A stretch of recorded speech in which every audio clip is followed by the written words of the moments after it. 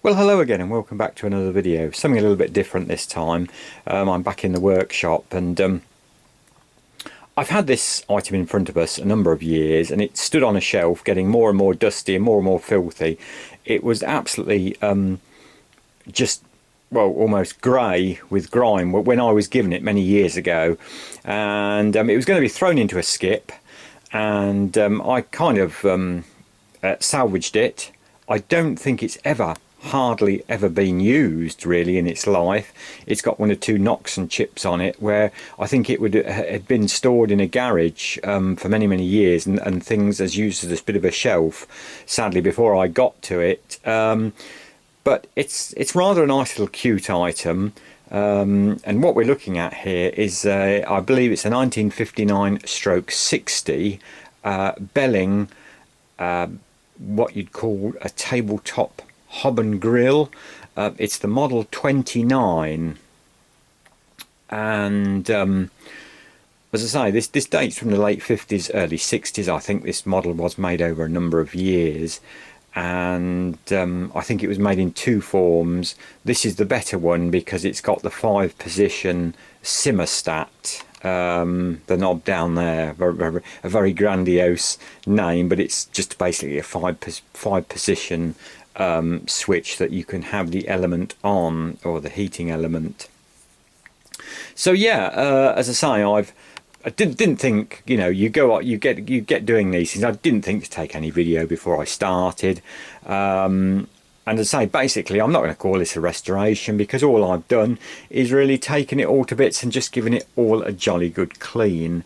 And I had it in my mind maybe that this could go on a narrowboat, you know, and be a functional little cooker, grill, and hob when using shore power. This is rated at 2 kilowatt. You can plug it into, and it's got a normal, if we get the plug, it's had a new lead on it. It's you know, rated, and it can be plugged into a 13 amp socket. And I think this is, although it does say on the back, we'll have a look at the back eventually, it does say that it's rated at over 2 kilowatt, but when I took it to bits, the actual element is just under a 2 kilowatt rating.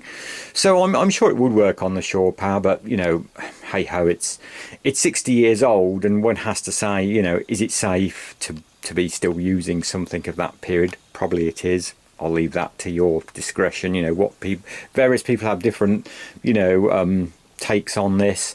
And likewise, there again, I'll have to say that I have been trained in electrical work. I do know what I'm doing, and obviously there was quite happy to take this apart and clean it and put it back together and put a new lead on it. But if you're not, you know, competent, or you don't feel capable of doing that, never try and restore or make work anything old electrical again. For those that, you know, are new to me and new to my channel, I have been restoring radios and the likes of the old televisions for many years, and I was taught by some really old boys in the trade, you know, who we think were very health and safety conscious now, but they were very health and safety conscious in their day, working around and with electricity. If I pull down the door, you'll see it's quite amazing inside. The finish still has its original proper Belling little grill tray there that was with it when new. It hardly, that's why I said it hardly looks as though that has ever been used. It's just gone, it's not even gone rusty, it's just gone a little bit discoloured, I think, with the age there. And then if we look in, you know, we can see it's rather the nice kind of enamelled steel, mottled sort of a blacky grey with the white flecks, and still has its deflector plate which slides in. The idea of this aluminium sliding plate is that if you just want to use the hob, say you want to put something on the hob, then it's better to have the deflector plate in, because it deflects all the heat up onto the hob, and then if you're grilling, obviously you can take that out and get the intense heat down onto your grill pan. You can use both. I think the hob is just a bit slower to heat up if you take this out. little red knob there, which has got 5 positions on. There we go, and to the off position. So this was the better model, because there was a cheaper model done which I think just had a 3 position switch, you know, I think, which was basically low, medium and high, which all you got on that one.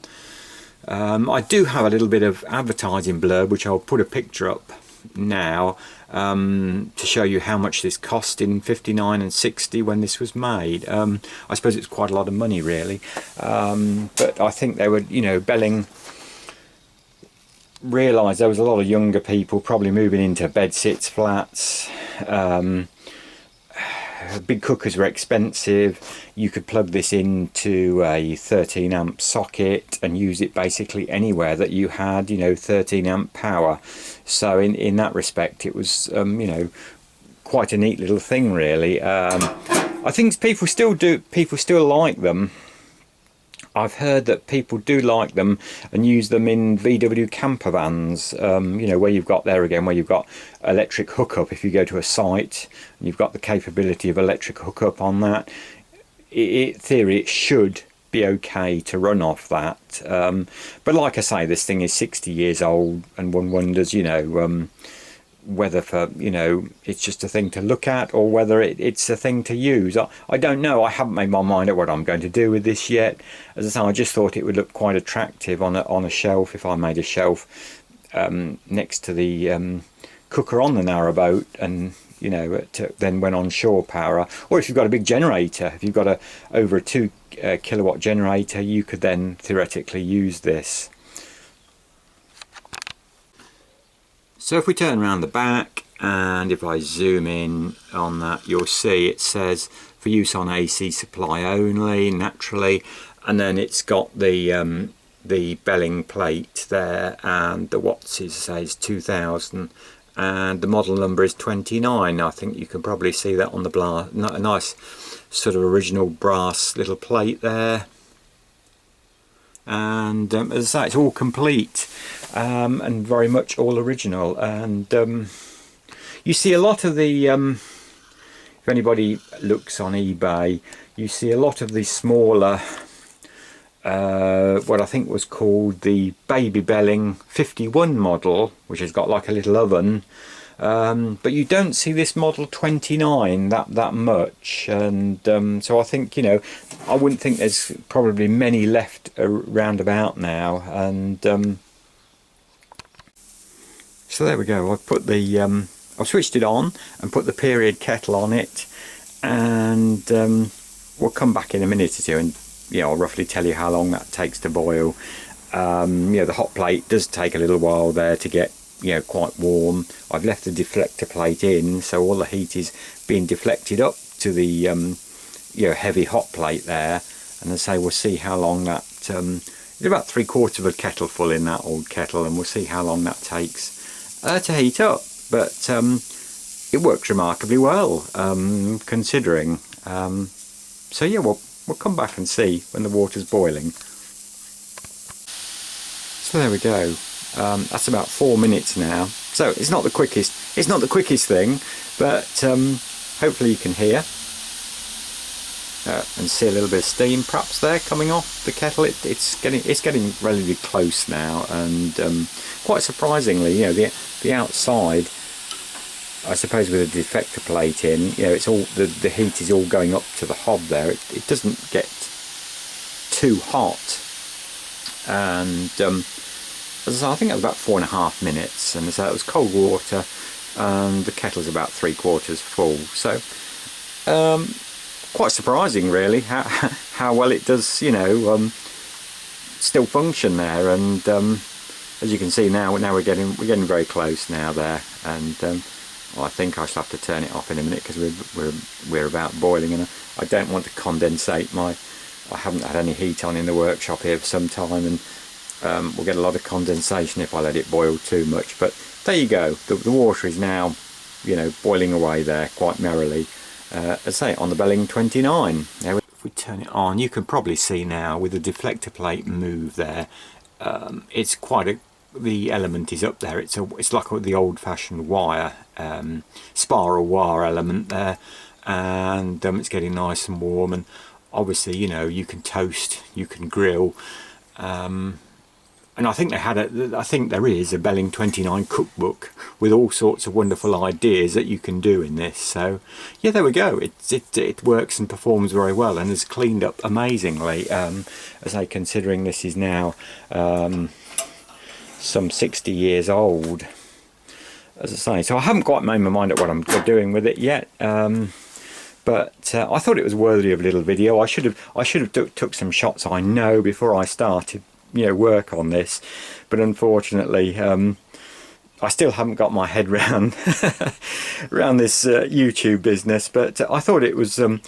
I haven't seen another one on YouTube or a video about a Belling 29, and I just thought it was worthy of making a little video about it. And you know. I hope it might be of interest to some people. And as I say, the one downside is after it's switched off, you know, I bet if we put that back on, it would start boiling again, because although it's switched off, this hot plate does keep hot incredibly well for many sort of minutes. And well, I think I timed it, it was up to 30 minutes. It was still very warm afterwards. So yeah, there we go. Thanks for watching, and please do subscribe and like, comment, whatever. And we'll be back with some future videos very shortly. And thanks to everybody again, and we'll see you very soon. And bye for now, as the kettle starts to boil again. There she goes. I'll go and make some tea, although probably not out that old kettle. Although it still has got its tin lining, that one, so it's still functional. So yeah, bye for now anyway.